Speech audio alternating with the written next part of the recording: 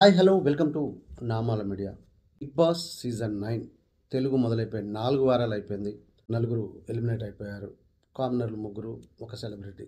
మరి మొన్న వచ్చిన ఒక గెస్ట్ హౌస్లోకి వచ్చినప్పుడు ప్రేమల గురించి మాట్లాడుతున్న టైంలో ఇమాన్యుయల్ గురు తన ప్రేమ గురించి చెప్పాల్సి వచ్చింది.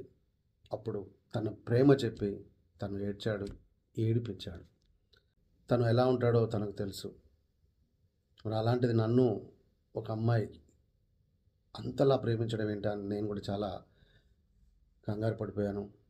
మరి నేను స్టాండప్ కామెడీ చేసేటప్పుడు ఇన్స్టాగ్రామ్లో ఒక మెసేజ్ వచ్చింది. మీ కామెడీ చాలా బాగుంటుంది అని ఒక మెసేజ్ వచ్చింది.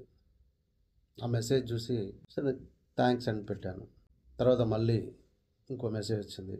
మీకు అభ్యంతరం లేకపోతే మీ ఫోన్ నెంబర్ ఇస్తారా అనగానే నేను నెంబర్ ఇచ్చేసాను. ఫోన్ చేసింది. మాట్లాడుకున్నాం. తనేంటో నాకు తెలియదు. కానీ ఫోన్లో మాట్లాడుతూనే ఉన్నాం. గంటలు మాట్లాడిన తర్వాత కొన్నాళ్ళకి నేను ఎంబీబీఎస్ చేస్తున్నానని చెప్పింది తను.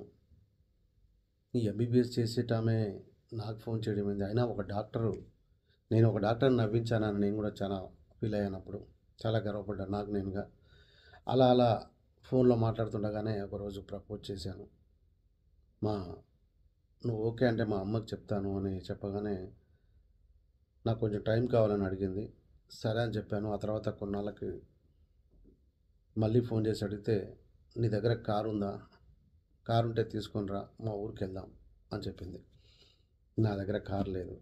మా ఫ్రెండ్ కార్ని అడిగి ఆ కార్లో పెట్రోల్కి డబ్బులు సెట్ చేసుకొని బయలుదేరాను. వాళ్ళ ఊరికి వెళ్తున్న ఈ 4 గంటల జర్నీలో చాలా మాట్లాడుకున్నాం, చాలా చేసాం. అప్పుడే డిసైడ్ అయిపోయాను. పెళ్ళి చేసుకుంటే ఏమైనా చేసుకోవాలి అనేది ఒక డిసైడ్ అయిపోయాను అప్పుడు. సో అలా డిసైడ్ అయినది తను ఇంట్లో చెప్పేశాను.